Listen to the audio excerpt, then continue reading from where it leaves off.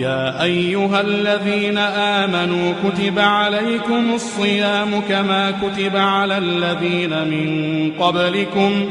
كما كتب على الذين من قبلكم لعلكم تتقون أياما معدودات فمن كان منكم مريضا أو على سفر فعدة من أيام أخر وعلى الذين يطيقونه فدية طعام مسكين فمن تطوع خيرا فهو خير له وأن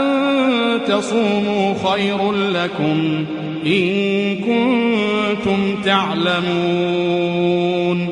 شهر رمضان الذي أنزل فيه القرآن هدى للناس وبينات من الهدى والفرقان فمن شهد منكم الشهر فليصمه ومن كان مريضا أو على سفر فعدة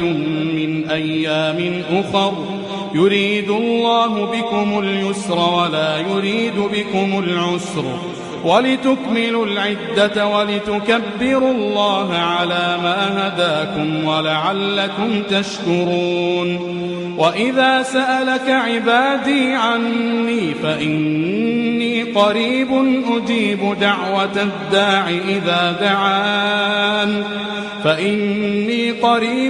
أجيب دعوة الداع إذا دعان فليستجيبوا لي وليؤمنوا بي لعلهم يرشدون.